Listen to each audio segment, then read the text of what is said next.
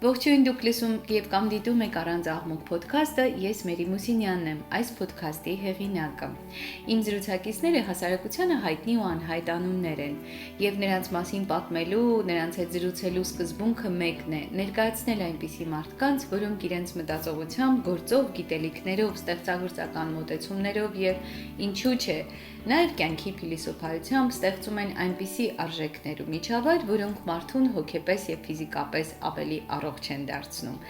Ես շատ շնորհակալ եմ, որ դուք հետևում եք իմ զրույցների շարքին։ Կուզեի, որ նաև ձեր օգնությամբ առանց աղմուկ ոդքասթը դառնար մի հարթակ, որտեղ հնարավոր կլիներ անաղմուկ ու անշտապ զրույցներ լսել կարևոր թեմաների շուրջ։ Մենք այս հարթակում զրուցելիս չենք շտապում։ Եվ որպեսզի դուք բաց չթողնեք հերթական հետաքրքիր մարդու հետ զրույցը, հիշեցնեմ, որ կարող եք բաժանորդագրվել իմ ալիքին, ուրախ կլինեմ նաև կարդալ զրույցում արծարծված թեմաների շուրջ ձեր դիտարկումները մեկնաբանությունների բաժնում, այնպես որ եթե դուք ասելիք ունեք, խնդրում եմ մի վարանեք եւ անպայման ձեր արձագանքն ու մեկնաբանությունը թողեք։ Ինձ կարող եք դուք գտնել նաև Patreon հարթակում։ Ես շատ բարձր կգնահատեմ ձեր ամենափոքրիկ աջակցությունն անգամ։ Իսկ ահա այսօր իմ զրուցակիցը նկարիչ, տիկնիկագործ, Թբիլիսիի հայկական տիկնիկային շրջիկ թատրոնի հիմնադիր Արմեն Հովհաննիսյանն է։ Երկու ճամփրուկում տեղավորվող իր թատրոնով նա շրջում է տարբեր բնակավայրերով, այդ թվում հայալեզու եւ մարդկանց պատմում է շատ կարեւոր բաների մասին պատմություններ, հեքիաթի, տիկնիկների աշխարհի, թատրոնի լեզվով։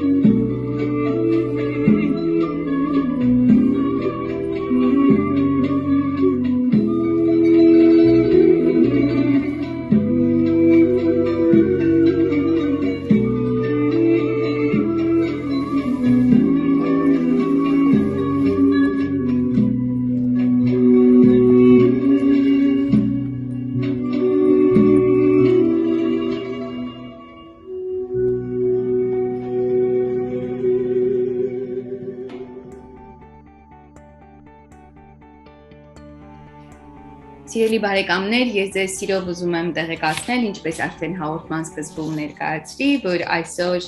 իմ զրուցակիցը նկարիչ, տեխնիկագործ, տեխնիկային թատրոնի հիմնադիր Արմեն Հովհաննիսյանն է։ Արմեն, շատ շնորհակալություն, որ ժամանակ գտաք այս զրույցի համար։ Գանք ամենասկզբից։ Ես ձեր Facebook-ում հետևում եմ արդեն տարիներ եւ հիացած եմ այն ամենով, ինչ դուք անում եք։ Շնորհակալություն։ Եվ ես կուզեի իմանալ, թե ինչպես է ստացվել ձեր ճանապարհը դեպի այդտեղ։ Դուք ինչպես եք հայտնվել, ինչպես է դա մտել ձեր կյանք, ինչպես է սկսվել տեխնիկագործությունը ձեր կյանքում եւ ինչու։ Գիտեք, ես մասնակցությամբ նկարիչ եմ, նկարիչ ճարտարապետ, բայց ինձ ինչ հիշում եմ, ինձ համար ես պատրաստում եմ տեխնիկներ, չգիտեմ, այդ տեխնիկային արվեստ ինձ միշտ է գրավել ու հեքիաթներ էի գրում ու փորձում էի տեխնիկներ պատրաստելով վերակենդանացնել ու կենդանի դարձնել իմ հեքիաթը, այսպես ասած, ու բայց այդքան տենց կարևորություն չէի տալիս, տեխնիկներ պատրաստում էի հիմնականում կոլաժներ ստեղծելու համար, բայց միշտ սերը կար դեպի տեխնիկները, շատ եմ սիրել ու տեխնիկային թատրոն շատ էի սիրում, մանկուց շատ էի սիրում տեխնիկային թատրոն ու այսպես, իսկ վերջի տարիներին հեքիաթը սկսեցի գրել մեծերի համար, իմ հեքիաթները մեծերի համար են արդեն, մանկական չեն, հիմնական այս մարդկային խնդիրները, մարդկային պրոբլեմները, չգիտեմ, այդ տրագիկոմեդիա է հիմնականում իմ հեքիաթները, այսպես հեքիաթի տեսանկյունից փորձում եմ ներկայացնել մարդկային բոլոր խնդիրները, ու մարդը կարդալով իմ հեքիաթները առնչվում ու բախվում այն խնդիրներին, որ ինքը կենցաղում ունենում է, ու այսինքն արժևորել ամենակարևորը մարդկային հարաբերությունները, այսինքն նյութապաշտության մասին է իմ հեքիաթները, չգիտեմ, օժիտների մասին է, որ ընդունված են հիմնականում մեր հայ իրականության մեջ նա Վրաստանում ու Թիֆլիսում այդ օժիտա, այսպես ասած, ցավը կա այս իրականության մեջ, էլի կա, որ հավաքում են տարիներով, հավաքում ու այդպես ժամանակ չեն ունենում այդ ամբողջ վայելելու, իմի մեծ հեքիաթ դրա մասին է։ Ըստ էության դուք ապրելու մասին եք հիշեցնում, որ ապրեք եւ ոչ թե զբաղվեք անիմաստ ինչ-որ։ Իհարկե, հեքիաթը հենց դրա համար է, որ կտրի մեզ իրականությունից ու հեքիաթը հենց այդ ազդակն է, որը կարող է մարդու ուղեղին ասել, որ ապրեք, ժամանակը գնում է։ Այսպես մի փոքրիկ դրվագ ներկայացնեմ իմ վերջին հեքիաթներից,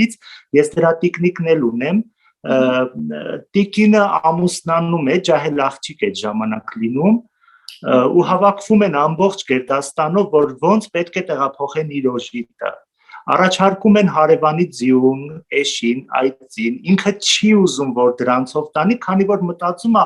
լավ չեն գնա ու կփչանա օժիտը ամբողջությամբ, ինքը ընտրում է խխունջին, խխունջ, որ շատ դանդաղ տանի, օժիտը երբեք չփչանա, ճանապարհին լավ տեղ հասցնի, բայց խխունջը այնքան դանդաղ է տանում, որ ինքը ճանապարհին ծերանում է։ Օժիտին նստած այդպես տիկնիկ ունեմ, ինքը ճանապարհին ծերանում է տիկինը ու արդեն ցենց սպիտակած հասնում է տեղ ու թարթում է իր աչքեր, ինչպես կթարթեր իր երեխայի դատարկ կորորոցը, ասես թարթում է, այսպես մի ողբերգական պատմություն է, որ իրոք իմ շրջապատում կան այդ կերպարները, որոնք չզգալով կյանքի ու ժամանակի ռիթմը ապրում են կարճած ինչ-որ նյութերի, դրա համար հեքիաթներս հենց դրա մասին են ու ես գրելով այդ հեքիաթները փորձեցի վերակենդանացնել, ստեղծեցի կոլեկցիոն տեխնիկներ դեռ։ Այսինքն դուք սկզբում գրեցիք, գրել ասելով նկատի ունեք, որ դուք թղթի վրա գրեցիք հեքիաթներ, գրում էիք։ Թղթի վրա գրեցի ես այդ հեքիաթները, ինձ համար հեքիաթը կենթանի չէր, ես ուզում էի, որ վերակենդանացնեմ իմ հեքիաթի կերպարները, որ մարդիկ կարդալով հեքիաթը նաև կենթանի տեխնիկին տեսնեն, որ էլ ավելի պատկերացում ունենան, շոշափելի լինի հեքիաթը։ Ու ստեղծեցի կոլեկցիոն տեխնիկներ, ունեմ շատ մեծ կոլեկցիա թանգարանային նմուշ տեխնիկների ու ունեցա մեծ հաջողություններ, 2 անհատական ցուցահանդես Թիֆլիսում, Երևանում, մասնակցություններ, այսպես կոլեկցիոն Փարաջանովի տեխնիկա առաջի տեղ գրավեց Թիֆլիսում։ Մի քիչ ժամանակ agree ասեք, երբ է դա սկսվել, երբ այդ ամեն ինչը այս վերջի տեխնիկային, այսպես ասած, գլոբալ գործունեությունը սկսվել է մոտ 10 տարի առաջ։ 10 տարի առաջ։ Դուք ինքնուս եք ըստ էության Հա, այս տիկնիկական տեխնիկային առումով ես լրիվ ինքնուս եմ, իմ թատրոնը, հետո սկսեցի մտածել, որ կոլեկցիոն տեխնիկները էլի կենթանի չեն։ Ես սիրում եմ պրպտան մարդ եմ, սիրում եմ նոր ինչ-որ բան մոգոնել, ինձ համար չեմ կարող դոփել նույն տեղում։ Ես հիմա հնարավոր է վաղը չգիտեմ ինչ պայթուն լինի իմ գլխում ու ես մի ուրիշ բան ուղղություն վերցնեմ ու զարգացնեմ այդ ուղղությունը ու մտածեցի, ես պետք է հիմնադրեմ իմ թատրոնը, իմ տեխնիկային մարիոնետների թատրոնը, որը պետք է նաև քարոզի հայերեն տեխնիկների միջոցով։ Այսինքն դուք այդ խնդիրը տեսաք եւ հա Վրաստանում ապրելով դուք ծնվել եք Վրաստանում, հա, այնտեղ եք։ Այո, ես ծնվել եմ, ես ծնունդով Մարնեոլի շրջանի Շահումյան ավանից եմ։ Մեր նախնիներ 17-րդ դարում եկել են Հերակլ երկրորդ թագավորի հրամանով Արցախից, մելիքական տոհմեր ենք, այսինքն Շուլավերի հիմնական բնակչությունը մելիքական տոհմեր են։ Եկել են Հերեկլ երկրորդ թագավորի Վրաց թագավորի հրամանով ու այդպես 17-րդ դարից մենք ապրում ենք Վրաստանում, ծնունդով Շուլավերցի եմ Շահումյան ավանից ու այդպես, բայց զգում էի, որ նաև կա այդ հայապահպանության խնդիրը, քանի գնալով ձուլվում ենք, մարզերում էլի ինչ-որ կայծեր մնացել են, որ պահպանում են այդ հայերենը, բայց Թիֆլիսը շատ խոցելի է, ցավոք շատ խոցելի է, հայերեն խոսք, առողջ հայերեն խոսքի կարիք է զգում, նաև ինչու՞ չէ մշակույթի կարիք, որը գնալով առաջվա մեր այդ Պանծալի համայնքը, մեր պատմությունը Թիֆլիսի բոլորս գիտենք, որ մեր մշակութային ինտելիգենցիայի կենտրոնն էր Թիֆլիսը, ու այսօր գնալով ամեն ինչ թուլանում է ու պետք է ինչ-որ ձևով պահենք, ապրեսնենք այդ ամեն ինչը, ու հենց Թումանյանի Թիֆլիսյան վերջի բնակարանում առաջին իմ ներկայացումն էր թատրոնի շունն ու կատուն, ես սկսել եմ Թումանյանով շունն ու կատուով, հենց իր վերջի բնակարանում, հետո եկավ Բարեկենթանը Թումանյանի ու այդպես ծնվեցին այլ խամաճիկներ ու հիմա ունեմ թատերական ներկայացումներ, տարբեր տեխնիկային կոլաժներ, Փարաջանովյան աշխարհից մինչև Թումանյան, Թումանյանից մինչև ավելի շատ իմ ոգեշնչման աղբյուրը հին Թիֆլիսն է։ Ես տեխնիկների միջոցով փորձում եմ վերակենդանացնել հայկական Թիֆլիսը։ Դա իմ, չգիտեմ, գեների մեջ է, նաև վրացական մշակույթ կա, մշակույթի կրողն եմ, դրա համար այսպես համով բան է ստացվում իմ ներկայացումները ու սիրում են ոչ միայն հայերը, նաև վրացական կողմից շատ մեծ աջակցություն ունեմ ես, սիրում են։ Դուք վրացերենով եք անում ներկայացումներ։ Այո, ունեմ նաև վրացերենով, նաև ունեմ վրացական մշակույթ ներկայացնող ներկայացումներ, քանի որ իհարկե անկախ ամեն ինչից կա նաև այդ ազդեցությունը, մենք մանկուց վրացական մուլտերով ենք դաստիարակվել, վրացական հեքիաթներ եւս մեզ համար կարդացել են, միջավայրը եղել է նաև այդպիսին։ Ու ես ասում եմ, որ ես կրողն եմ վրացական մշակույթի նաև։ Դրա համար այսպիսի, չգիտեմ, կովկասյան, Թիֆլիսոտ, համով մի sense բան է ստացվել այս թատրոնը ու նաև վրացական կողմը գալիս է, ինչու՞ չէ, նաև հայերեն հեքիաթ տեսնելու։ Ես ասում եմ, որ սա կամուրջ է նաև հայ-վրաց երեխաների համար։ Թատրոնը ներկայանում են տեխնիկները, հայկական մշակույթ են քարոզում ու նաև ունեմ հանդիսատես բազմազգ է Վրաստանը, ունեմ նաև ադրբեջանցի երեխաներ, որոնք գալիս են, ես չեմ կարող չընդունել, թող գան հայկական մշակույթ տեսնեն, ինչպիսին հարուստ մշակույթ ունենք վրացի, ասորի, տարբեր Վրաստանում այլասկես միջավայրում թատրոնը դարձել է այսպես սիրելի մի անկյուն, կոնկրետ տարածք չունեմ, հենց իմ տանն է, որ սեփական բնակարանում։ Որտեղ եք, այս մթնոլորտը որտեղ է։ Սա իմ տունն է, իմ սենյակի մի փոքրիկ անկյուն է, ես որը վերածել եմ փոքրիկ թանգարանի կոլեկցիոն տեխնիկների համար, բայց ամբողջ տունը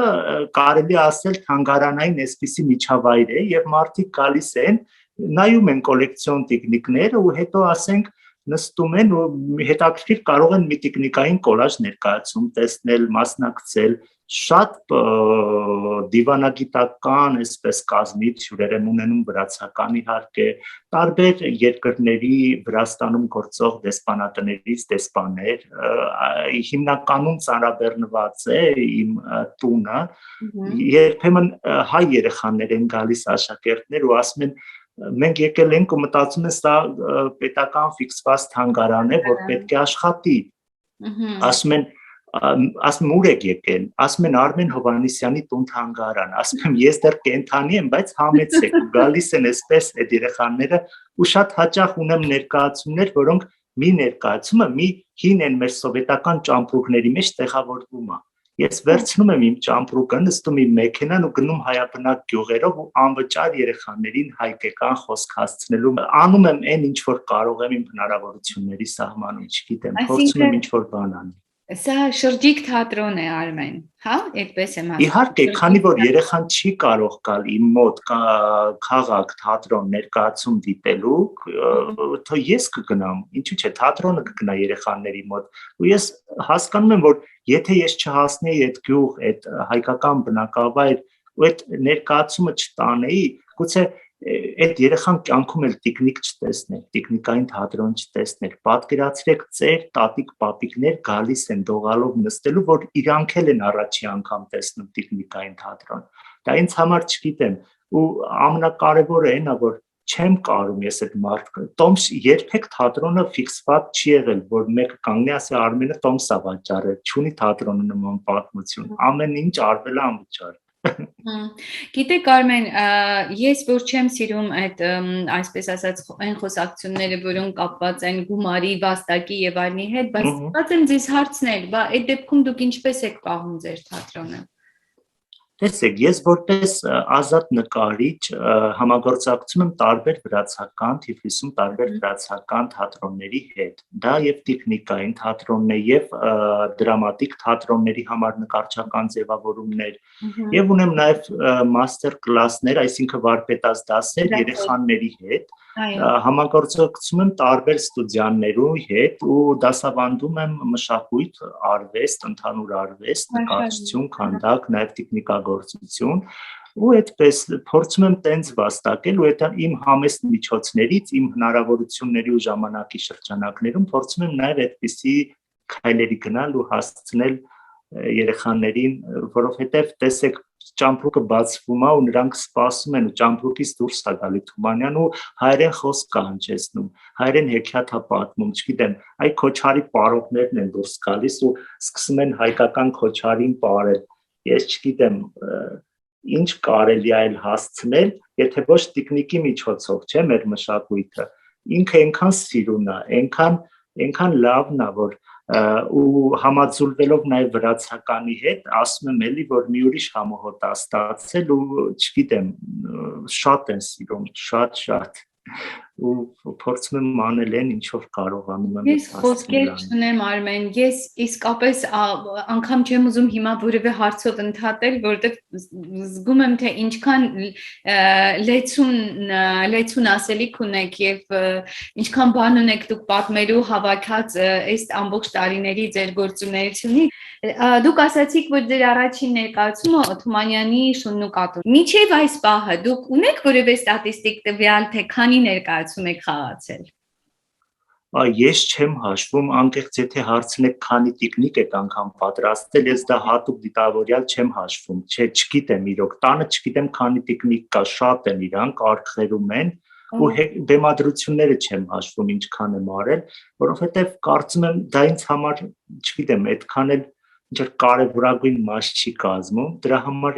երբեք չեմ հաշվում։ Չեք հաշվել, հասկանալի է։ Ես ուղղակի ուզում էի դրանով այդ հարցով ուզում էի պատկերացնել, թե ձեր սնդուկը քանի անգամ է բացվել երեխաների մոտ եւ ինչքան երեխաներ են դրան այդ հրաշքին ականատես եղել մոտավորապես։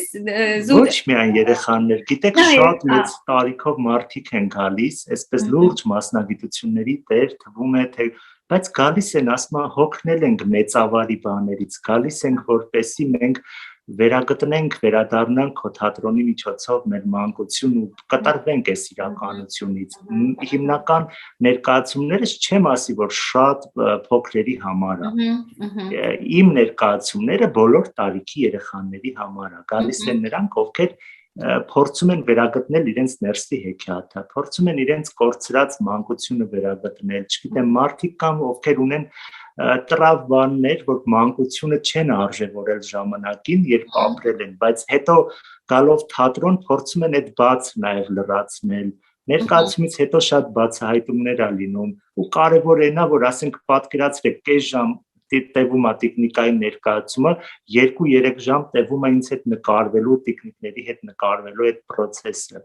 Հա, թե ով է այն հրաշագործը, որը մեզ այսքան ժամանակ պահեց այս կախարդանքի մթնոլորտում, թե դրա համար էլ նկարվում։ Շատ են սիրում իրանց, ու մեկ առ մեկ փորձում են տիկնիկների հետ նկարվել, ու ես դա թույլ եմ տալիս, որովհետև էլի եմ ասում, կարծես այս գաղթ իրականության մեջ փորձում ես տոնի վերածել իրենց առօրյան, իրենց այդ քանի ժամը, որ տիկնիկների հետ միասին են, ու պարում են, հիմնականում պարում են, մի ամբողջ այսպես երուզերի տոնի ա վերածվում ամեն մի հանդիպումը։ Դուք էլ նշեցիք, որ տիկնիկային թատրոնը ավելի շատ այսպես երեխաների հետ ասոցացվող մի բան է, ու մենք ամեն ինչ sense կապում ենք դրա հետ։ Ես ոչ թե այդպես եմ մտածում, բնականաբար ոչ, բայց երբեմն այդ գերիշխող կարծրատիպը իմ մտքերի վրա է ազդում, բայց երևի դա նրանից է, որ ամեն մարդու ներսում ինձ թվում է դուք այս տարիների ընթացքում դրանում առավել քան համոզվել եք, որ ամեն մարդու ներսում մի երեխա է ապրում։ Խնդիրներն է, մենք ինչքանով ենք հիշում այդ երեխային, ինչքանով ենք հեռուներում թաքուն միտեղ թաքցրել, ինչքանով ենք ապրում եւ մի տեսակ փայփայում խնամում այդ երեխային մեր մեջ։ Ես կուզեի մի քիչ ձեր ու երեխաների փոխադարձ կապից խոսեիք, ինչ եք դուք սովորել նրանցից։ Ես կասեի ճիշտ է մեծերը գալիս են, բայց ամենակմահաճ ու ամենաբարդ հանդիսատես նա երեխաներն են, քանի որ եթե ներկայացումը ինչ-որ առումով դուր չկա, երեխան կարծրատիպեր չունի ձևամոլության ու այդ կեղծ քաղաքակրթության, կարող է թողնի քո ներկայացումը դուրս գա միանգամից չհավանելով ներկայացումը։ Դրա համար պետք է կարողանալ ճիշտ մոտեցում ձեռք բերել այսօրվա երեխաների համար, քանի որ այսօր բարդ են, իրոք բարդ է երեխաների հետ տիկնիկային թատրոնով գրավել իրանց պահել ու այդ կես ժամը իրենց կարողանալ ներգրաված լինել ներկայացման մեջ։ Այսօրվա երեխաների համար պետք է ներկայացումը լինի իրենց տեսանկյունից նաև, ու ես դա փորձում եմ անել։ Ժամանակակից էլեմենտներ փորձում եմ մտցնել, իհարկե չշեղվելով հեքիաթի ցենզուրայից, փորձում եմ ժամանակակից էլեմենտներով հագեցնել ներկայացումը։ Օրինակ մենք վերջերս ներկայացում ենք հիմա բեմադրում կարմիր գլխարկն է, ինքը պետք է լինի երկլեզու, վրացերեն եւ հայերեն, բայց ինքը այն հին կարմիր գլխարկը չի։ Գայլը շատ բարի կերպար է, երաժիշտ, որ աշխատում է հեքիաթասացի բառում, երգում է։ Տատիկը Ֆրանսիայից ժամանած շատ հետաքրքիր կերպար է, առանց ինչ-որ գլխաշորի, շատ մոդայիկ տատիկ է, որը եկել է աշխատելու Անտարում որպես մոդայի նախարար։ Ու այսպես հետաքրքիր լուծումներ կան երաժշտական ու փոքրիկ սիրավեպ է սկսվում Գայլի ու տատիկի միջև։ SSM պատմությունը չկա, որ կարող է հիմա ուտել։ Տատիկը անընդհատ քննադատում է թորնիկի գլխարկը, որ ժամանակակից ինչ-որ բան կրիր, սա արդեն հնացել է, այսպեսի sense ինչ-որ էլեմենտներ, որ երեխաներին դա արդեն գրավում է։ Այն հիվանդ ծեր տատիկը չի, որ անկողնային ինչ-որ պարկած, Գայլը պետք է գնար ուտեր, լրիվ ուրիշ կարմիր գլխարկ կա, ու մենք իհարկե չհեռանալով հեղինակից, մենք փորձել ենք պահել այդ ցենզուրան ու այսօրվա կարմիր գլխարկ ներկայացնել։ Ու երեխաներից շատ բան ենք սովորում, կարող է այնպիսի մի կան ներկայացումից հետո այնպիսի մի հարց տան, ու փոքրիկ երեխաները, որ դու դրանով սթափվես, հասկանում ես, այնպիսի մի դիտողություն անեն, որ մեծի աչքը դա չի տեսնում։ Հիմնականում հյուրեր էին եկել մեր տուն, փոքր, շատ փոքր 2-3 տարեկան երեխաներ էին, որպեսզի արդեն գնան, չէին կտրվում մեր տան իրականությունից, ես ասացի, որ գնացեք հիմա կատուները քնացեք։ Նայեց տիկնիկին ու ասում է, բա ինչի աչքերը չի փակել, ինձ մի խաբի։ Այսինքն դու չես կարող այսօրվա երեխային ինչ-որ բանով խաբել, ընդհանրապես երեխային նախ խաբել պետք չի, պետք է ներկայացնես ռեալ մշակույթ, արվեստ ու նաև տիկնիկային թատրոնը տալիս է գեղագիտական ճաշակի զարգացման, Բացի այդ հայապահպանություն, ես այդքան չեմ սիրում, որ հայրենասիրություն, ինձ համար հայրենասիրությունը ապրելակերպ է, ինձ համար հայրենասիրությունը այնա, որ ճամպրուկդ բացում ես, դուրս են գալի քոչարի պարողներ ու պարում են։ Ինձ համար էլի ինչ որ շատ արժեքներ կա հայրենապահպանության։ Հայրենասիրության շերտերից բացի ունի այդ գեղագիտական ճաշակի զարգացումը երեխայի մեջ, տարբեր խնդիրներից։ Ես չեմ ուզում այսպես դաստիարակչական բեռը դնել թատրոնի վրա, քանի որ հիմնական դաստիարակող կողմը դա պետքա լինի երեխայի ծնողները։ Անկախ ամեն ինչից, եթե թատրոնը ունի դաստիարակչական տեսանկյուն, նաև շերտ, որ կարող է ինչ-որ նաև երեխային խնդիրների ինչ-որ հարցերով ազատել, ձերբազատել, բայց ծնողը պետք է լինի հիմնական դաստիարակողը։ Թատրոնը տալիս է հնարավորություն, որ երեխայի մեջ բացահայտվի խնդիրները, բայց դրանով պետք է զբաղվի ծնողը։ Ես միշտ դա ներկայացումից հետո խոսում եմ ծնողների հետ, բայց այ երեխաները շատ բարդ հանդիսատես են ու եթե ճիշտ չաշխատես, հնարավոր է խնդիրներ ունենաս, թողեն ու գնան ընդհանրապես ու ներկայացումը ձախողվի։ Դրա համար պետք է ճիշտ տեսանկյունի, ճիշտ մոտեցմամբ աշխատել երեխաների հետ, նաև ինչու՞ չէ կարողանալ ժամանակակից ինչ-որ բան ներկայացնել, ժամանակակից ցենզուրայի մեջ, որպեսզի երեխային գրավի այսօրվա ներկայացումներն ու հանդիսատեսը։ Շատ հաճախ ասում են, չէ, որ այ երեխաները չեն կտրվում ինտերնետից, հեռախոսներից։ Ես ուզում էի հարցնել, եւ ծնողներն են դրանից բողոքում, եւ մասնագետները, ուսուցիչներ, հոգեբաններ, այսինքն ըստ էության ֆիքսվում է, որ դա մեր ժամանակի համախտանիշներից մեկն է, հա։ Ես կարծում եմ, որ խնդիրը իհարկե առկա է, կա այդ խնդիրը, չեն կարող բացառել, բայց հիմնական այս ամեն ինչի մեղավորը ծույլ ծնողներն են։ Ես այդպես եմ կարծում, որպեսզի տալիս են հեռախոս կամ չգիտեմ համակարգիչ, իրենք ազատ զբաղվում են իրենց գործով, երեխան անում է այն, ինչ ինքն է ուզում։ Բայց ես իմ կարծիքով, չգիտեմ, երեխան ինքը փափուկ կավա, ոնց իրեն թրծես, ոնց իրեն ձևավորես, ինքը կստանա այդ ձևը։ Ճիշտ աշխատել, ճիշտ մոտեցում, ես կարծում եմ, հա, երեխային ձևավորելը նման է տեխնիկագործության սկզբունքներին։ Իհարկե, դե տեխնիկագործության մեջ կա նաև այդ, չէ, այդ բանը, որ ես ձևավորում եմ, տալիս եմ բնավորություն, չգիտեմ, իր մեջ դու հոգի ես դնում, դա նույն երեխայի այդ պատմությունն է, դու տեխնիկին դաստիարակում ես, տեխնիկը երբեմն ինքն է քեզ կառավարում, ինչպիսին պետք է ինքը ծնվի, դա էլ է լինում ստեղծման process-ում, բայց ես կարծում եմ, որ այդ խնդրի, այդ գլոբալ խնդրի ամենակարևոր մեղավորները դա ծույլ ծնողներն են ու պետք է ծնողը ինքը գտնի իր երեխայի համար հետաքրքրող, չգիտեմ, զբաղմունք, տարբերակ, այ բացի թատրոնից, եթե գալիս են իմ մոտ վարպետաց դասերի, ես մի երեխայի չեմ տեսել, որ հեռախոսին հիշի։ Այդ ժամերի ընթացքում գալիս են մոռանում իրականությունը, սկսում ինձ հետ միասին ոգևորված կավով թրծել, պատրաստել, նկարել, կոլաժներ ստեղծել։ Իհարկե կա այդ իրականությունը, բոլորս են կախված, նույնիսկ մեծերս սկսել ենք հեռախոսից, համակարգչից, ինտերնետից կախված լինել, բայց ինչ որ դրանց լրացնելու, նաև դրանցից կտրվելու համար կա մշակույթ, կա այլ ուղղություններ, չգիտեմ, ծնողը պետք է ինքը փորձի գտնել իր երեխայի համար նախասիրություններ ու փորձի ինչ-որ ձևով կտրել։ Ես կարծում եմ ծնողները պետք է իրենք աշխատեն ու մեղավորությունը չտնեն հենց ինտերնետի ու երեխայի վրա։ Իհարկե այդ իրականության, ներկայի իրականության այդ փոթորիկը շատ մեծ է, հագնացող է ու որ շատ իրոք ոչ միայն արվեստի, այսպես ուղղության վրա է փորձելու ազդել, այլ ընդհանրապես բոլոր կարծես մասնագիտություններ, կան մասնագիտություններ, որ կարծես արդեն իբր թե վերանում է ու մարդիկ փորձում են դրան ուշադրություն չդարձնել ու ամենացավոտը հենց այն է, որ հենց մշակույթն է տուժողներից մեկը։ Անկախ ամեն ինչից չեմ ուզում ինչ-որ դատողություններ անել, հեռանկարներ տեսնել, բայց պետք է կարողանան նաև մշակութային գործիչները մշակույթը այսօր ճիշտ ներկայացնել, որը դրա խնդիրն էլ մենք ունենք։ Մշակույթը եթե վեր են ածում բիզնեսի, մշակույթը փորձում է կորցնել իր կարևորագույն նշանակությունը։ Այո, ինքը կարելի է եւ իրենով շատ լավ աշխատել, բայց կարծում եմ շատ մշակութային այսօր այսպես օֆիցիալ գործիչներ փորձում են մշակույթը վերածել ինչ որ շոու բիզնեսի, շատ էժանացնելով մշակույթը, բողոքում ենք, որ մարդիկ չեն ընկալում բարձր մշակույթ, բայց մենք ենք, չէ, եթե դու առողջ ու լավ մշակույթ տաս,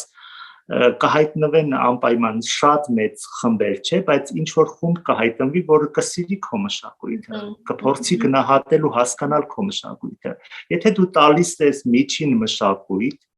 ամենավատը հենց այդ միջինն է, Միջակ, հա, միջակ մշակույթը դա արդեն ամենավատ մշակույթն է ու դրանով փորձում ես դու չես մտածում ինչ մեսիջներ կարող ես տալ քո ներկայացումով կամ ինչ ուղղություն ունի հենց քո ներկայացումը, ինչ դաստիարակչական, դու փորձում ես մտածել դեռ չբեմադրած, որ ինչքան գումար կաշխատես, քանի տոմս կծախես, քանի հոգու կխաբես, այսինքն արվեստը խաբել չի սիրում։ Արվեստում պետք է լինես անկեղծ, բարձր արվեստը խաբել չի սիրում։ Ու իրոք եթե կգտնվեն մարդիկ, հաստատ կգտնվեն, որոնք կփորձեն գնահատել, հասկանալ ու վերադառնալ առողջ մշակույթին։ Եթե մենք արվեստագետներս չփորձենք վիրավորել մշակույթը ու պահենք իրեն առողջ, բարձր, ինչպես որ պետք է մշակույթը իրեն դիրքում լինի, ես կարծում եմ այս փոթորկում մշակույթը չի խեղդվի, այդ բարձր մշակույթը իրեն գոնե կդիմադրելով կպահի ու որովհետև ինքը իրոք նաև այս տեխնիկային արվեստը մեր ժամանակներում, մեր կովկասյան այս երկրներում ինքը հեռացող արվեստ է, վերացող արվեստ է, այս մարիոնետների ու վարպետները արդեն չկան, Գաբրիաձեն չկա արդեն, Գաբրիաձեն չկա, դե հիմա Փարաջանովը չկա, դե հիմա չկան այդ վարպետները, հասկանում եք ու դրա համար թատրոնն էլ է, տեխնիկային թատրոնն էլ դարձել է սիմվոլիկ, ինչ որ հա ունենք այս տեխնիկային թատրոնը, բայց դու ինչ ես մատուցում երեխաներին, ինչ որակի, չգիտեմ, էլի եմ ասում, երեխաներին խաբել չի լինի, պետք է առհասարակ շատ անկեղծ լինել մշակույթում, ու այդ անկեղծությունը որակի հետ միասին կպահի այդ բարձր մշակույթը, ես այդպես եմ կարծում։ Դուք նաև խոսակցություն եք անում եք միտեղ եւ ես չեմ կարող այդ հարցը չտալ, որ այս գործում ձեր իմ կարծիքով եւ ես ուզում եմ նաև ձեր կարծիքն իմանալ, իմ կարծիքով այս գործում մշակույթի գործիչը պիտի իր թիկունքում որոշակի պետական նմանատիպ պետական ռազմավարություն, հա, ունենա իր թիկունքում, որպեսզի դրա վրա հենվելով կառուցի իր գործունեությունը։ Երկու բառով եթե կարող եք ներկայացրեք մեզ, թե Վրաստանի ռազմավարությունը այս հարցում մշակույթի պահպանման, մշակույթի հանրայնացման հարցում, հա, բարձր մշակույթը պահելու եւ հանրայնացնելու հարցում ինչպիսին է։ Եվ դուք որպես գուցե սխալ եմ ձևակերպում ուղղեք խնդրեմ, որպես նաև ազգային փոքրամասնության ներկայացուցիչ, որը իր գործով նպաստում է այդ ազգային փոքրամասնության լեզվի պահպանմանը, ինքնության պահպանմանը եւ այլն, ունեք այդ աջակցությունը, ունեք այդ զգում եք այդ ռազմավարությունը ձեր թիկունքում։ Մշակութային առհասարակ ռազմավարությունները լինի Հայաստանում թե Վրաստանում անկեղծ կահում են, որովհետև չգիտեմ, այդ կովկասյան էլի այդ հոգեբանությունը, այդ մենթալիտետը, ծանոթ բարեկամ, չգիտեմ, այդ հասկացությունը ամենտեղ կա, նույնս տեղ։ Հայաստանի իրականությունից էլ եմ տեղյակ, ցավոք սրտի տեղյակ եմ։ Անպայման չի մշակույթի նախարարությունում աշխատեն արվեստագետներ, նկարիչներ, բայց շատ կարևոր է, որ նրանք լինեն արվեստից հասկացող մարդիկ եւ ճիշտ արվեստի մենեջմենթ ունենան իրենց մեջ, որ կարողանան ճիշտ կառավարել, արվեստի կառավարումը պետքա շատ տեղին լինի, ու ցավոք սրտի չեմ ասի, որ այսպես շատ մի առողջ միջավայր էլ տիրում է Վրաստանում, Հայաստանից ես կասեի առողջ միջավայր է, ամեն դեպքում հին ստերուցքը մնացել է ու այդ ունենք այդ ինտելիգենցիան, վրացական ինտելիգենցիան, ովքեր փորձում են նաև գնահատել իմ արվեստը։ Անտարբեր չեն, իսկ այդ ազգային փոքրամասնությունների պահով ասեմ, որ իհարկե երբեմն լինում է թեթևակի խնդիրներ, այսպես ազգային պատկանելիության համար, բայց այսպիսի լուրջ խնդրի ես չեմ առնչվել, Միշտ փորձում են ինչ-որ տեսանկյունից աջակցել թե մշակույթի նախարարությունը, թե քաղաքապետարանի մշակույթի բաժին, շատ անտարբեր չեն, տարբեր դեսպանատների մշակույթի բաժիններ, բայց ամենացավալին այն է, որ այս ամեն ինչը արվում է հիմնականում հայերենով ու սա ուզեմ թե չուզեմ պահպանության մի մաս է կազմում, Հայաստանը շատ անտարբեր է ու զարմանալի չէ, նորմալ է, ես այս պահին իրոք նորմալ եմ համարում, չգիտեմ, չեմ ուզում ինչ-որ շատ սենց կուլիսային փակագծեր բացել, բայց հիմնական խնդիրները, որ ես ունեցել եմ, ցավոք հայերի կողմից ա եղել, հիմնական աջակցությունները վրացիների, այսպես ասեմ, թեկուզ եթե չեն էլ աջակցել, չեն էլ փորձել խանգարել։ Արմեն, մի բացեք փակագծեր, եթե չեք ուզում, բայց ինձ հետաքրքիր է իսկապես։ Գիտեք, դա ինչ է, մրցակցության մեջ չհայտնվելու ցանկությունն է, այսինքն ինչը պիտի խանգարի, որ մենք ուզենանք ճանաչել ոչ մեր երկրում ապրող մեր արվեստագետներին, ուզենանք նաև նրանց հանրայնացնել, նպաստել են գործին, որ իրենք ներկայացվեն հաճախ Հայաստանում։ Ամեն դեպքում մի անձնավորեք, բայց մեկ-երկու պատճառ նշեք, որովհետև սրա մասին խոսում են բոլորը։ Եվ պիտի հասկանանք ի վերջո, ինչն է մեր ամենամեծ խնդիրը, որը չի թույլ տալիս այդ ամեն ինչ ավելի առողջ բնական հունով զարգացնել։ Գիտեք, ես կարծում եմ, մեր ամենամեծ խնդիրը մեր հայ տեսակի անտարբերությունն է։ Մենք չենք ուզում տեսնել իրեն լավ, այսինքն եթե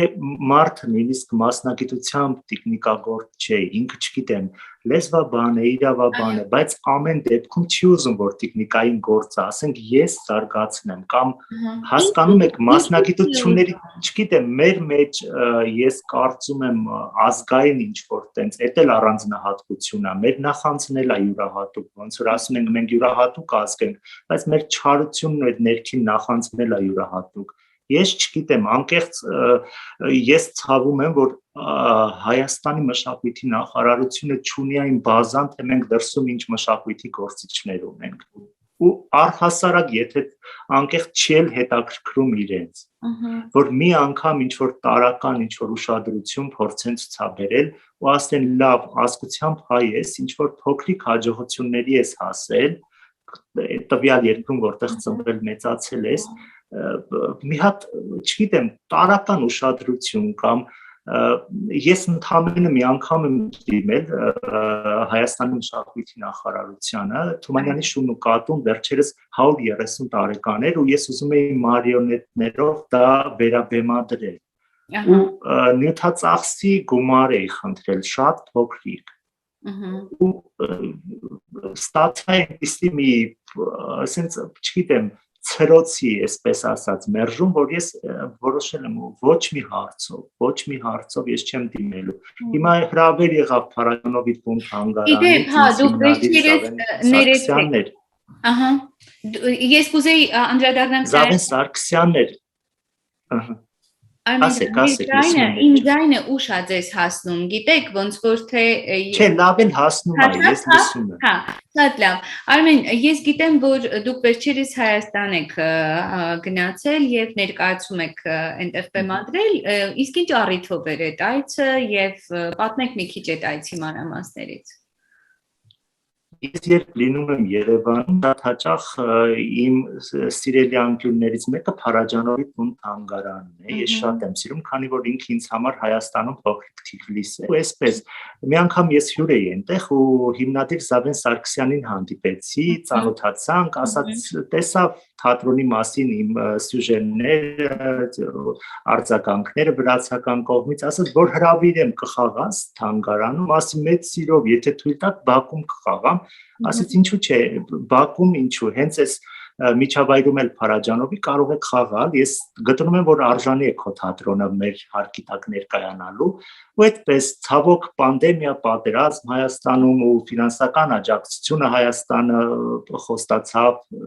չաջակցեց մշակույթի նախարարությունը, ու այս վերջերս ես դիմեցի Վրաստանին, որովհետև ես արդեն չկար լուսահոգի Զավեն Սարգսյանը, ես այսպես պարտքի զգացում ունեի, որ ես այդ մարդու խոսք եմ տվել, ու հետո թանգարանի 30-ամյակն է, ես պետքա գնամ, դիմեցի վրացական կողմը աջակցեց ու ես գնացի Հայաստանում ներկայացա։ Ու շնորհակալ եմ թե Փարաջանովի թանգարանի տնօրինությանը, թե վրացական կողմին, որ այս հանդիպումը փորձեցին կազմակերպել ու կայանալ։ Սա այնպիսի մի աջակցություն ու հանդիպում չէր, որ այսպես ասեն տոլերանտության համար արեցին։ Անձնապես մտել եմ ասել, ինձ հրավիրել են Հայաստանից, ես ինքս անձնապես չունեմ այդ հնարավորությունը։ Կարող եք ինձ օգնել, որովհետև Փարաջանովն էլ օտար չի Վրաստանի համար, ու ոչ մի այսպես ինչ որ խոսք չի եղել, որ հետո կանենք բան, թող ուղարկեն հրամանը, մենք ստորագրենք ու ֆինանսավորենք։ Ու այդպես էլ եղավ, շատ արագի մեջ ֆինանսավորվեց ու ես փորձեցի հայրենիքում ներկայանալ Վրաստանի աջակցությամբ։ Ինչպես ասում են առանց մեկնաբանությունների, չգիտեմ այս խնդիրները երբ կհարթվեն, մենք անվերջ դոփում ենք այս առումով նույն տեղում եւ ես այս մասին լսել եմ ոչ միայն ձեզանից տարիներ շարունակ վարելով մշակութային զրույցներ իմ հաղորդման շրջանակներում տարբեր արվեստագետների մշակույթի գործիչների հետ նրանք մշտապես բարձրաձայնել են։ Եվ փաստորեն մենք գիտենք իրականում այս ինչն է խանգարում, բայց մենք չենք ուզում դա լուծել։ Երբ դուք ասում եք, որ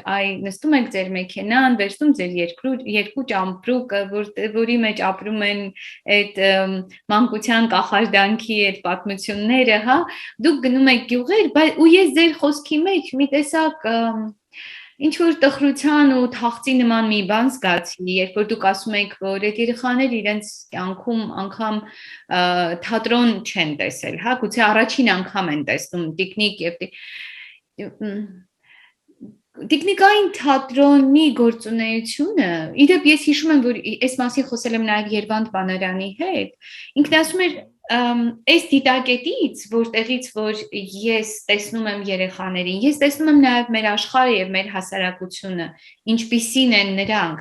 ինչ նպատակներ ու երազանքներ կան, ինչ բացթողում ունենք, ինչ ենք վրիպել, ինչ ենք ձախողել։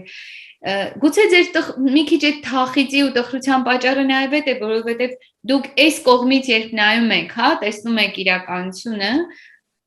չգիտեմ, գուցե ձեզ տխրելու ինչ որ առիթ է տալիս։ Մի քիչ պատմեք այս կողմից ինչպիսին ենք երևում մենք, հա, որպես հասարակություն, որպես ժողովուրդ, որպես ընդ որում ես նկատի չունեմ միայն հայերին։ Մարդիկ, այս դիտակետից,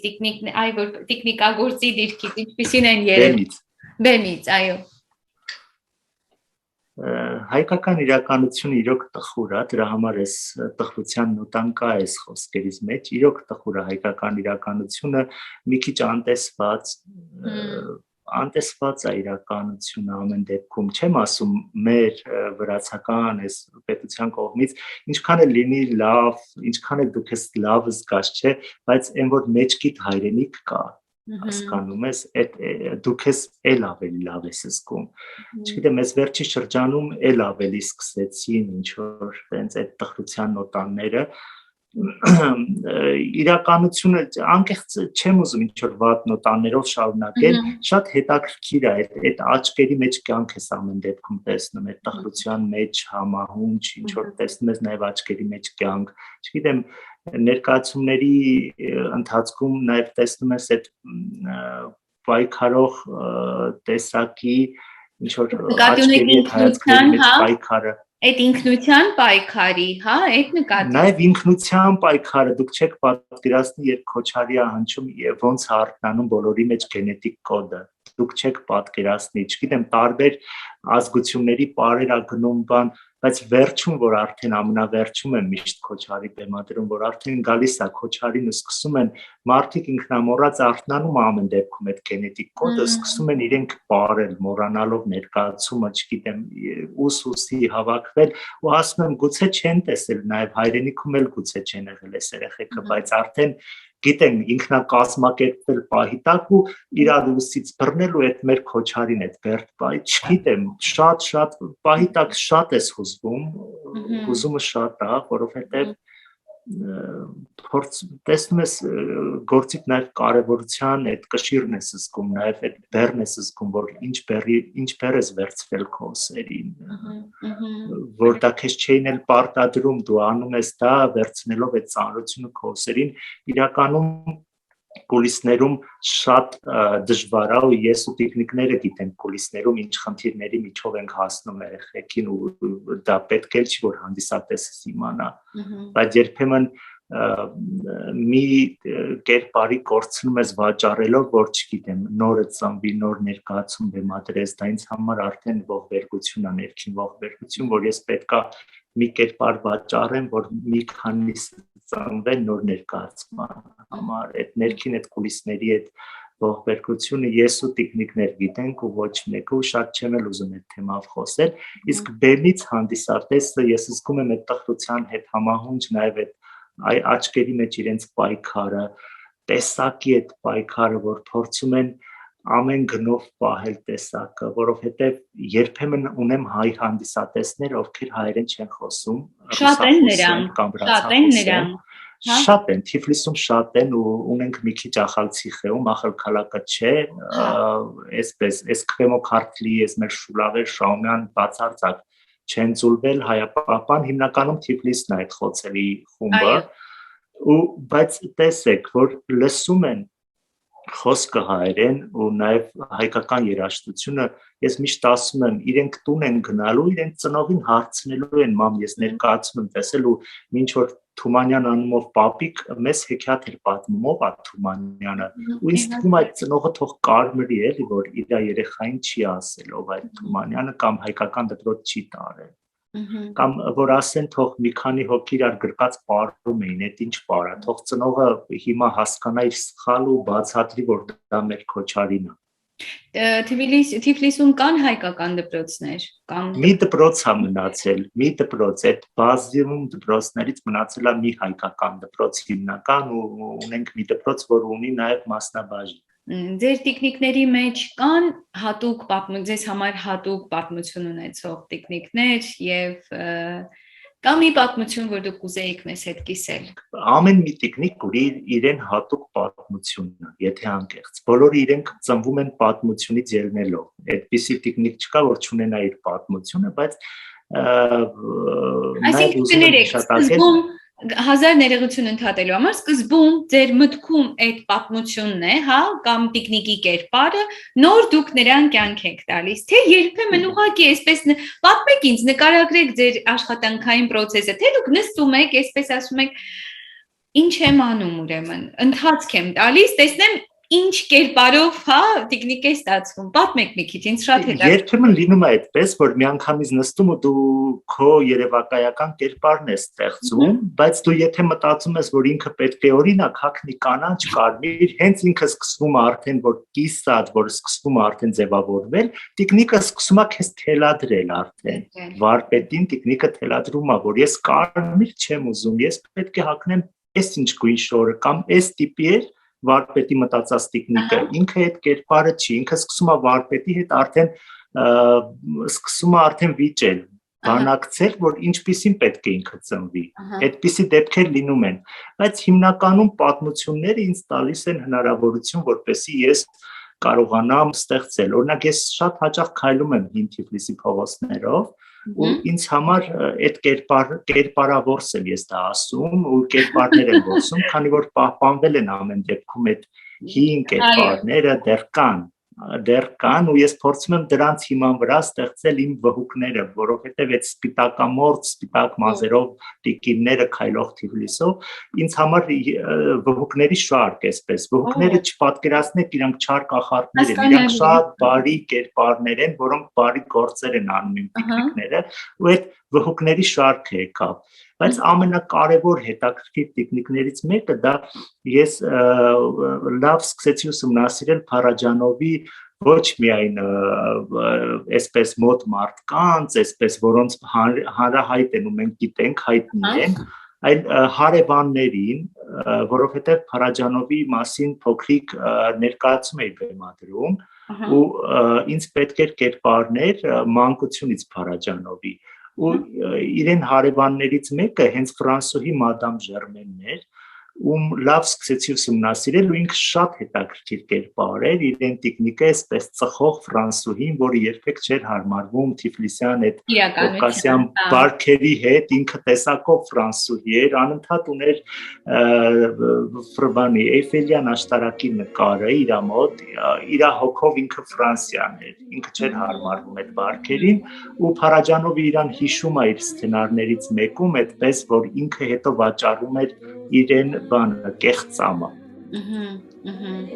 Մադամ Ժերմենը վաճառում էր կեղծամը ու ես սկսեցի նաև վերակենդանացնել այդ կերպար ու անկեղծ սիրվեց մարդկանց կողմից այդ ֆրանսուհին հետո ես բեմադրեցի Էդիթ Պիաֆով sense ինչ որ հետաքրքիր ֆրանսիական երգով ու այդ կերպարը շատ է սիրվում ես էլ այդ տատիկին եմ սիրում հիմա այդ տատիկն է որ կարմիր գլխարկում տատիկ է խաղալու ինքը նոր դեր ստացավ լինում է ունեմ կերպարներ որոնք նոր դեր են ստանում Աստորեն դուք դերեր եք առաջարկում արդեն որոշակի խաղացած այո համաձայն դժվար չեն համաձայնվում փաստորեն չէ որովհետև գայլը ամեն դեպքում գայթակղի չէր ու կարողացավ գրավել Շատ լավ է Ձեր տեխնիկները այսօր նաև ուրիշների մոտ են ուրիշ երկրներում գուցե հա այդպիսի ճանապարհեր են անցնում Հա ունեմ նաև պատվերներով պատրաստած տեխնիկներ ունեմ նաև այդ ստիպված վաճառքի տեխնիկները քանի որ եթե պահետակ պետք է ու կոլեկցիոները դա խնդրում է հիմնականում դրսից է լինում կոլեկցիոն տեխնիկների վաճառքը ու անկեղծ բոլորի մեջ կա հայկական ինչ որ մետաղադրամներ որ ես դա հատուկ պատրաստման ընթացքում տեղադրում եմ ու հետո ասում եմ եթե հնարավորություն ունենամ ես պետք է մի օր շրջեմ աշխարհով մեկ ու բոլորին գնեմ ու հետ վերադարձնեմ իմ կերպարներին Որպեսզի այսինքն դուք այդ մետաղադրամը դնում եք որ հետո գտնեք ձեր տեխնիկներին Հա ես փորձում եմ դա ինչ որ կամ համ դրանով ես պահում եմ հայկականության շունչը համ փորձում եմ ինչ որ նշաններ անել, չնայած տարբերվող են ամեն դեպքում իմ գործերը ու ասում եմ այսպես, որ ես ունենամ հնարավորություն, ես պետքա շրջեմ ու հետ վերադարձնեմ ու հարցնում եմ երբեմն, եթե կապը պահում եմ գնորդի հետ, կոլեկցիոների հետ ու երբեմն հարցնում եմ, որ ինչպես է իմ տեխնիկը, ոնց է իրան զգում, լավ եք պահում, այսպիսի ինչ որ կապ պահում եմ ամեն դեպքում իրանց հետ Բայց այնքան ես ինձ դավաճանված եմ զգում, դավաճանի մեկն եմ զգում, որ ես իրենց վաճառում եմ։ Իսկ պատվերների դեպքում ես խոսում եմ տեխնիկի հետ ու նաև ինձ եմ տրամադրում, որ ես ձեզ պետքա վաճառեմ ու դրանով ես փորձում եմ ինչ-որ ձև հարմարեցնել նաև իմ հոգեվիճակը տեխնիկի հետ, որ մենք պետքա բաժանվենք, դու իմը չես, այսպես խոսակցություն ինչ-որ անպատմելի գնում է մեր ներսում։ Այ քեզ հետաքրքիր աշխարհ եւ չգիտեմ եւ հիմա կարելի է հասկանալ թե այդ տեխնիկագործությունը եւ այդ բեմադրությունները իրականում նաեւ ինչու են այդքան կլանում մարդուն իր ամբողջությամբ որովհետեւ դրա հետևում կան նաեւ պատմություններ եւ տեխնիկագործ այդ ամբողջը դնում է դրա մեջ չէ ինչ որ ձևով այդ էներգետիկան երևում է կարող ուղղակի նաեւ նյութերը որ օգտագործում եմ իրենք շատ հին նյութեր են օրինակ Մադամ Ժերմենի եթե ինքը ֆրանսուհի էր ես այնքան սպասեցի որ Ֆրանսիայից ինձ համար կեղծամ բերեն ես հենց այս տեղական կեղծամները չեմ օգտագործել ես գտա այդ հին կեղծամը սպասեցի որպեսզի ֆրանսիական էներգիան գա Մադամ Ժերմենի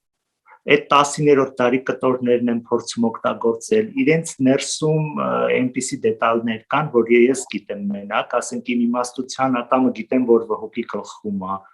այսպես Շատ գուցե տարօրինակ ինքը հնչի, բայց ես տալիս եմ ու բոլորը զգում են այդ էներգետիկան։ Իրական մազեր եմ օգտագործում, որովհետև մազը հենց ինքը առաջի փոխանցողն է այդ էներգետիկայի ու իրական մազերը տալիս է այդ հնարավորությունը։ Ու նաև հետաքրքրվում եմ այդ հին ծեր տատիկներից ինչ պատմություն ունի օրինակ տվյալ ժանյակը։ Իրանք ինձ ասում են, որ Այս ժանյակը, որ իմ նախատատը գործում էր մահացավ, սենց կիսատ է մնացել, սա տալիս են քեզ դու օգտագործի, ինչ որ ես դրա հիման վրա գուցե մի կերպար ստեղծեմ, որը համահունչ է այդ ժանյակին, հասկանում ես։ Ինչու է կարևոր, ասենք, այ կիսատ մնացած ժանյակի պատմությունը պատմել մարդկանց, որոնք այդ ժանյակի հետ կապել չեն ունեցել, ինչու է դա կարևոր։ Ես կարծում եմ այդ ամբողջ էներգետիկայի փոխանցման ինչ որ մի մասն էլ հենց դա է կազմում, մի բան է տեսնել գործը, մի բան էլ որ այդ տեխնիկի ամբողջ պատմությունը լսել, որովհետև ամբողջական, եթե դու ուզում ես քո գործը մարդը զգա իր ամբողջ էներգետիկայով, տեխնիկի, չգիտեմ, միջև մազի ծայրով պետք է կարողանաս ներկայացնել ճիշտ ծնվելու այդ տեխնիկի այդ կերպարի ծնվելու պատմությունը։ Ու ինձ համար դա շատ կարևոր է, որ իրանք չնայեն իրեն որպես տեխնիկ, իրենք տեխնիկներ չեն, սրանք երբեմն մարդիկ շփոթում են խաղալիք տեխնիկի հետ, բայց իրանք ինձ համար կենթանի կերպարներ են, որոնց հետ կարելի է նաև խոսել, կիսվել, հավատացեք իրանք կլսեն ու երբեմն կարող է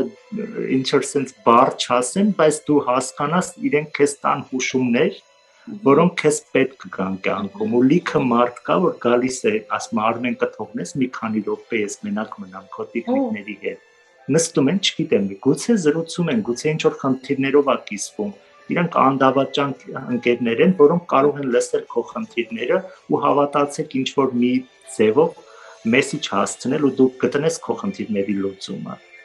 Օրինակ մի գործ ունեմ, որը ամիսներով լսել եմ Մոցարտի ռեկվիեմը ու չգիտեմ, այդ ծնվեց։ Դա ինձ համար ինչ որ ծանր շրջան էր, անընդհատ ես այդ երաժշտությունն էի լսում։ Չգիտեմ, մահճում կիսամեր մի դերատի աղջիկ ծնվեց, այդպիսի գործ է ու սնարին նստած սատանան ջութակ է նվագում։ Որ մարդիկ տեսնում են ու ես ասում եմ լսեք նաև այս գործի հետ համահունչ տվյալ այս ռեկվիեմ երաժշտությունը Մոցարտի, մարդիկ երբեմն վատ են զգում ֆիզիկապես, որովհետև այդ էներգետիկան տալիս է նաև իմ այդ վերապրած էներգետիկան ու մարդիկ ասում են Արմեն մենք վատ ենք զգում ու հասկանում ենք դու այս պահին ինչ ես զգացել։ Աղոթագիրքը ձեռքին այդ մեռնող մահճում աղջիկը սպիտակ հագած սև սատանան այսպես ինչ որ ջութակ է նվագում, խելագարվում են տեսնելով գործը, բայց հնարավոր է ինչ որ հետաքրքիր կերպար լինի ու հետաքրքիր էս օժիտի տեխնիկը որ տեսնում են միանգամից ժպտում են, բայց որ պատմությունը լսում են, որ ինքը ուշացավ ու ծերացավ ճանապարհին ու արդեն միանգամից ասում են վայ այսպիսի մի բարեկամ մենք ունեինք, օրինակ տատիս քույրը չամուսնացավ ամբողջ օրը իր նյութականն էր պաշտպանում ու կյանք օրինակ բոլորը ունեն իրենց ներսում այդ կերպարները, որովհետև դուք կյանքից եք վերցրել այդ պատմությունները, ամբողջը կյանքն է ներկայացված։ Կյանքեր ճամպրուկում, այսպես ասած, քանի կյանք է ապրում այդ ճամպրուկում։ Գիտեք Արմեն, երբ դուք պատմում եք այդ պատմություններ պատմելու կարևորության մասին, ես էլ անհամեստորեն հավելեմ իմ կարծիքը դրան։ Ինձ թվում է մարդը կարիք ունի բոլոր ժամանակներում, գուցե հիմա ավելի, որովհետև մենք դրա մասին խոսեցինք, այդ թվայնացված տեխնոլոգիաների առաջընթացների հետևից վազող մի մարդկություն, որը մարդկային պատմությունների կարիք ունի ուղղակի։ Այդ պատմություններում իրեն տեսնելու, իր հուշերը, իր այդ էմոցիոնալ կապվածությունը անցյալի պատմությունների հետ, դրա կարիքը անverջ կա։ Եվ ես լրիվ համաձայն եմ, որ երբ դա արվի վատ ձևով կամ ընդհանրապես չարվի, կարծես դու ուղղակի կորցնում ես։ Ուր եմ ուզում բերել խոսակցությունը։ Արդյոք այս գործը, որով դուք զբաղվում եք, այն ինչով դուք զբաղվում եք, արդյոք դա նաև մարդկային էմոցիաները արխիվացնելու ինչ-որ մի տարբերակ չէ։ Դուք շատ ճիշտ եք նկատում, նաև մարդկային կյանքերը, մարդկային ճակատագրերը, էմոցիաները, ամբողջը արխիվանում է հենց տեխնիկի մեջ։ Ամեն մի տեխնիկ մի արխիվ է, մի կենթանի արխիվ է, որը փորձում է արխիվացնել այդ ճակատագրերը, պատմությունները, մարդկային խնդիրները, նաև մարդկային ուրախություններն ու խնդիրները ու հենց իրենք այդ արխիվացնող նաև իրենց այդ տեսանկյունը կա տեխնիկի մեջ։ Հրաշալի է ուղղակի։ Արմեն, կա մեկը ձեր կյանքում, ով շատ մեծ ազդեցություն է ունեցել նաև ձեր գործունեության այս ամեն ինչում ձեր հայտնվելու համար։ Դա կարող է լինել գրող, ուղղակի սովորական մի մարդ, չգիտեմ, տեխնիկագործ։ Այդպես մշակութային ոչ մեկը այդպես չի եղել, չէ, բայց հիմնական այսպես աջակցող մաս մայրս է, որ փորձում է կարել օգնել այս տեխնիկների ստեղծման հետ, եթե անկեղծ ինքը այդքան էլ չի սիրում, երբեմն հումորով ասում է ես ատում եմ քո տիկնիկներին, քանի որ հասկանում եմ իմ ստեղծած տիկնիկին իրենք ոնց են տանջում։ Ինքը տեսնում է այդ process-ը, որ ես օրերով հնարավոր է մի մեխանիզմ անեմ, մի դետալ, որ տիկնիկը օրինակ այսպես անի, իմ ուզածով չի անում, ես շաբաթով նստեմ, որ ստանամ այդ ինչ որ տիկնիկը ինչ որ ուզում է, քանի որ եթե սիրում ես կերպար, ինքը դժվար է ծնվում։ Այսինքն մարիոնետները նկատի ունեք, հա, այդ այո, մարիոնետների այդ մեխանիզմները երբեմն իմ սրտով չի լինում, ես գուցե հանդիսատեսը դա չզգա, բայց ես զգում եմ, որ ինքը ճիշտ չի ապրում։ Ինքը ասում է դու էլ իմ տիկնիկն ես ու դրա համար ես տեսնում եմ քո տիկնիկները ոնց են քեզ տանջում, չի պետք ասում այդքան բան, բայց օգնում է ամեն դեպքում, բայց այսպես ինչ որ մշակութային այդպես կերպար չէ, ինչ որ սենց ճակատագրական մեկը չի եղել անկեղծ, որ ասեմ ազդել է ինձ նման գործունեության մեջ, չէ, ես որոշելու արել եմ։ Իմ շատ ջերմ, ինչ ասեմ, ողջույնները հաղորդեք ձեր մայրիկին, նա սքանչելի աջակցություն է ձեզ ցուցաբերում եւ դա ձեզ համար չէ միայն, այլ այն բոլոր մարդկանց, որոնք վայելում են ձեր գործի արդյունքը եւ իր գործը։ Շատ շնորհակալություն։ Արմեն, կարող եմ ձեզ խնդրել, եթե դա տեխնիկապես հնարավոր է, ձեր կողքու բոլորը գուցե կա մի տիկնիկ, որը դուք ներկայացնելով կարող եք նաեւ տիկնիկագործության, տիկնիկը ստեղծելու, հա, բարդ ու հեշտ բաների մասին խոսել։ Դուք դա իմ մոտ քոչարին է, տեսեք, իրենք կառավարվում են մի թելով, ընդհանրապես մի թելով։ Ամբողջ բառը այս մի թելով է կառավարվում։ Օրինակ, իրենք ամբողջական տիկնիկներ են, գնացին, արդեն քայլերը անում են։ Այսպես ու հիմնականում մեխանիզմը գաղտնիքը նրանում է, որ ամբողջ թելերը միաձուլվում են մի թելի ու մի թելով պետք է այնքան մատներով այսպես թելերը բռնելով ճիշտ կառավարես, որ ճիշտ պարեն։ Հնարավոր է մի թելը այնպես չգնաց եւ իրենք մատից շարժը այնպես չկարողացավ կառավարել թելին ու ոտքը ճիշտ չշարժի, հասկանում եք, ու ամբողջության հենց այդ է գաղտնիքը, որ պետքա ճիշտ մի այլ բան է ստեղծել տիկնիկ, մի այլ բան է կառավարել այդ ստեղծած տիկնիկը։ Այո։ Ու դրա համար շատ բարդ է, որովհետև ես երբեմն զգում եմ, ասում եմ մի բան են չստացվեց, մարդիկ ասում են մենք դա չենք զգացի, ասում եմ ես զգացի, որ լավ չապրեց կերպարը, որովհետև մի փոքրիկ բաց թողում եղավ այսպես։ Ես ուզում եմ ինչպես ծնողը, որ իրանք լինեն իդեալական, այդպես է։ Ինչ նյութից են նրանք, կարելի է հարցնել, թե եթե դրանք մասնագիտական գաղտնիք չեն։ Չէ, մասնագիտական գաղտնիք չեն, հիմնական մարիոնետների մեխանիզմը ստեղծվում փայտից, որովհետև դասական այդպես է, դեմքերը երբեմն լինում է խառը տեխնիկա, աղացած փայտ, կավ, այսպես ինչ որ տարբեր էլի ինչ որ նյութեր, բայց ամբողջ տիկնիկի ներսը մեխանիզմներ է, որը կառուցվում է իմ կողմից տարբեր ինչ որ հին ժամացույցների, տարբեր ինչ որ տենց ես չեմ կարող բացատրել, չգիտեմ մի դետալ եթե ես չեմ գտնում, դա ինձ համար ողբերգություն է, պետք է հնավաճառների մոտ գնամ ու այդպես գտնեմ այդ դետալը, որպեսզի տիկնիկը ճիշտ ապրի։ Այդ ժամացույցների նման ամբողջ մեխանիզմներ են իրենց ներսում։ Արմեն, երբ դուք երեխա էիք, ինչ էիք երազում դառնալ։ Ես ի սկզբանե գիտեի, որ ես պետք է նկարիչ դառնամ, բայց անկեղծ հետո ուսումնասիրելով նկարչությունը հասկացա, որ դա ինձ չի հերիքում, այդ դասական գեղանկարչությունը, ես իմ մոտ շատ լավ է ստացվում, բայց իմը չի, ես պետք է չգիտեմ, ստեղծեմ ինչ-որ մի բան, որը լինի կենդանի, որը մարդկանց ուրախ նկարը կարող ես նայել ու հանգստանալ, չէ, բայց ես անընդհատ ստեղծում եի այս տիկնիկային աշխարհը, տիկնիկ ինքը միստիկա է, այս խորացված միստիկան հենց եկավ իմ մոտ այս տիկնիկներից ու ես որոշեցի, որ ես պետք է իմ թատրոնը ստեղծեմ, միշտ իմ գլխի մեջ էր, որ ես պետք է իմ թատրոնը ստեղծեմ, փորձեր անում էի դպրոցից, մանկապարտեզից, ու հետո հասկացա, որ չէ, այդ գեղանկարչությունը շատ սիրուն է, շատ լավ է, բայց ես պետքա միստիկ աշխարհի մեջ լինեմ ու գտա ես այդ բանալին ու կարողացա հայտնվել այս Դուք աշխարհի մեջ։ տեխնիկագործության կամ տեխնիկային թատրոնի խմբակ չեք ուզում բացել երեխաների համար։ Դե վարպետաց դասերը հենց այդ են, որ Հա, գալիս են նաև դուք դրա մեջ նկարչություն եք միայն դասավանդում։ նկարչություն, քանդակ, նաև այդ ամեն ինչը վերածվում է տեխնիկագործության։ Հա, Տեխնիկագործության դասավանդման սկիզբը պետք է լավ նկարել իմանան, կարողանան քանդակել, ու հետո արդեն, չեմ ասի sense մարիոնետների դեռ ինչ որ լուրջացած խմբակ էին կա, բայց էլեմենտար տեխնիկների պատրաստում։ Շատ հաճախ հայկական ծիսական տեխնիկներից են սկսում պատրաստել, այլասկ երեխաները գալիս են ուսումնասիրում հայկական ծիսական տեխնիկների պատմությունը, որ շատ հետաքրքիր է, ուղղակի ես էլի եմ ասում, մենք մեզ չենք գնահատում, մենք մերը չենք գնահատում ցավոք, ունենք ախր մենք այդ պատմությունը, մենք կարող ենք դա զարգացնել, հանրայնացնել, նաև դրանով հյուրերին տուրիզմը գրավել, տուրիզմում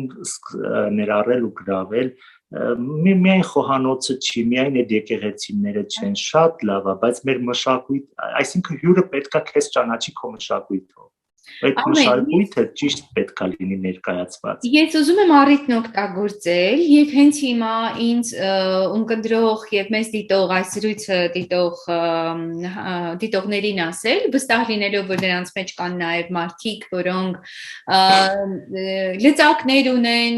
կազմակերպչական շատ մեծ ջիղ, որոշակի ունեն կազմակերպություններ, որոնք կարող են նպաստել մշակույթի հանրայնացմանը հայկական, ես ուզում եմ կոչ անել նախ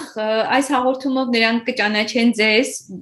շատերը գուցե այս հաղորդումից առաջ էլ ճանաչում էին, բայց ենթադրենք, այս հաղորդումով նաև կճանաչեն ձեզ եւ ես ուզում եմ կոչ անել անպայման հրավիրել ձեզ, որովհետեւ դուք գոնե այս դեպքում ունենք մի լավ արդարացում ձեզ հետ շատ մեծ բեմեր ձեզ պետք չեն, չէ, ձեզ այսինքն դուք եք եւ ձեր երկու ճամպրուկը, այսպես ասեմ։ Չէ, եթե Սնդուկներն ու ես։ Սնդուկներն ու դուք, այո, սիրելի ունկնդիրներ, սիրելի դիտորդներ, եթե ձեր մեջ կան մարդիկ, որտեղ ես գիտեմ, որ ինձ լսում են նաև Սփյուռքում, տարբեր երկրներում, եթե կան մարդիկ, որոնք հետաքրքրված են, ես դրանում վստահ եմ, որ այդպիսիք կան, հայկական մշակույթ եւ ընդհանրապես մշակույթ հայերենով ներկայացնել Սփյուռքի տարբեր քաղաքներում Խնդրում եմ, եկեք մտածենք, ինչպես Արմենին օգնենք, նաև իր այս փոքրիկ երկու սնդուկներով այս հրաշքը բերել հասցնել օտար ափերում ապրող մեր երեխաներին։ Շնորհակալ եմ անչափ։ Մեծ սիրով, Աստված դա ստացվի։ Մի քիչ էլ երկու բառով էլ ասեք, թե առաջիկայում ինչ նոր անելիքներ ունեք, գուցե այս պահին դուք աշխատում եք մի նոր տեխնիկի վրա կամ նոր բեմադրության։ Կարմիր գլխարկն է ընթացքի մեջ, որ հիմա դեկորացիայի վրա ենք աշխատում ու շուտով կբեմադրվի ու UNICEF հայտնի կազմակերպությունը իմ թատրոնի հետ միասին փորձում է նոր ներկայացում բեմադրել վրացերենով, ինքը թիրախը վրացական հանրությունն է, նաև հեքիաթի միջոցով փորձում են մեսիջներ հասցնել, թե աղջիկ երեխան որքանով է կարևոր ընտանիքի համար, այսինքն այդ աղջիկ երեխայի եւ ընտանիքի հարաբերությունների մասին է հեքիաթը, մենք պետք է սկսենք աշխատել այդ նոր հեքիաթի վրա, հիմա այս պահին աշխատում եմ կարմիր գլխարկի դեկորացիաների վրա, արդեն տեխնիկները պատրաստ են, ու այսպես նոր ծրագրեր շատ կան, բայց հիմա չեմ ուզում խոսել ծրագրերից, քանի որ երբ ծրագրերը խոսում ենք, իրենք չգիտես ինչու չեն ստացվում, եթե լինի եկեք չխոսենք, լավ, ինչպես ասեք, հիմա մեզ լսողները, որոնք կգան Թբիլիսի ու կուզեն ձեր ներկայացումները տեսնել, ուր պիտի գան, ձեզ որտեղ պիտի գտնեն։ Տեսեք, պետք է կապվել ինձ հետ, այսպես ֆիքսված օրեր չկան իմ ներկայացումների համար, շատերը գալիս են նաև իմ տուն, որտեղ ես նշեցի դա կոլեկցիոն տեխնիկների հետ թատրոնի հետ են ծանոթանում, այսպես ֆիքսված վայր չկա, երբեմն ես ընտրում եմ թատրոններում, գիտեք, բեմը ինձ համար թատրոնը է, կլասիկ թատրոններ ինձ ինչ որ չառումով սահմանափակում են, եթե ես տեխնիկային այս կոլաժներն եմ ներկայացնում, ես երբեմն ընտրում եմ Թիֆլիսի հին փողոցներից մեկը, բակերից մեկը, այդ բալկոններով, այդ կարպետներով, այդ միջավայրը, հենց այդ միջավայրում էլ փորձում եմ ներկայացնել, որովհետև դա ինձ չի շրջանակում ու ես ավելի լավ եմ ինձ զգում Փարաջանովի թանգարանում են նույնը ես ներսում չարեցի դա արեցի դրսում քանի որ չգիտես ինչ կարող հանդիսատես չի կարող ինձնից ինչ որ կլասիկ բան սպասել, ինչ որ դասական պետք է նստեն, այսպես լուրջ թատրոն, իրանք էլ պետք է ինտերակտիվ մասնակցեն ներկայացումներին, ակա ուզեն թե չուզեն, իրենք ընկնում են այդ ազդեցության տակ ու մասնակիցն են դառնում ներկայացման։ Տեսնել մարդ, որը զբաղվում է մի գործով, որն այսքան էմոցիաներ, այսքան մարդկային ապրումներ է փոխանցում ուրիշներին, դա մի հրաշալի բան է, որ պիտի շատ բարձր գնահատել, շատ շնորհակալություն ձեզ այդ գործի համար Արմեն։ Շնորհակալություն Մերիջ։ Եվ ես հույս ունեմ, որ ես էլ առիթ ունենամ այս տարի Երևանում եմ լինելու տևական ժամանակով, գուցե առիթ կունենամ Թբիլիսի այցելել եւ ձեր ներկայացումներից մեկը։ Կապվեք ինձ հետ ու մեծ սիրով։ Շատ լավ Արմեն, շատ շնորհակալություն այս զրույցի համար, ձեզ սրտանց հաջողություն եմ մաղթում։ Շատ շնորհակալություն Մերիջան, ստեսություն ու ողջույն ու հաջողություններ բոլոր մեր լսողներին։ Ես հիշեցնեմ մեր լսողներին, որ իմ զրույցը նկարիչ, տեխնիկագործ, տեխնիկային թատրոնի հիմնադիր Արմեն Հովհաննիսյանի հետ էր, սիրելի ունկնդիրներ, հետևեք մեր մյուս հաղորդումներին, տեսեք այս չքնաղ տեխնիկները մեզ միշտ կլինեն հյուր մարդիկ, որոնք սիրով են անում իրենց գործը այս աշխարհում եւ Արմենը դրա ամենավառ օրինակներից մեկն էր։ Չքնաղ են ուղղակի ձեր տեխնիկները Արմեն։ Շնորհակալություն, շնորհակալություն Մերիջան։ Անչափ շնորհակալություն ու այս ուշադրությունը, որ թեկուս մի բառով որ գրում են Արմեն ջան, շնորհակալություն Արմեն ջան, այդ բառը կարող է ինձ այնքան ուժ ու եռանդ տալ, ես էլ ավելի ստեղծագործեմ, միայն նյութական, այս հասարակ բառը ասում եմ, էլի մենք ծայրահեղ ազգ ենք, կամ լավն ենք, կամ վատն ենք։ Մեր լավը այնքան լավն է, մեր այդ բոլոր վատը կարա ծածկի։ Նման դեպքեր էլ ա ունեցել։ Մենք միջինը չունենք, մենք կամ շատ վատն ենք, կամ շատ լավն ենք։ Ու դրա համար ասում եմ, որ շատ շնորհակալ եմ ուշադրության համար։ Ես էլ նորից շնորհակալ։ Ես վրացական, ասենք, այդ հերոստատեսությունների ուշադրության պակաս չունեմ, բայց եթե ես սա պատմում եմ հայերենով, ես այս ձևով չեմ կարող վրացերենով պատմել։ Իմ զրուցակիցը նկարիչ տեխնիկագործ Արմեն Հովհաննիսյանն էր։ Հետևեք Առանց աղմուկ podcast-ին YouTube-ի իմ ալիքում եւ եթե հավանեք չմոռանաք բաժանորդագրվել, ձեզ հետ Մերի Մուսինյանն էր, կհանդիպենք շատ շուտով։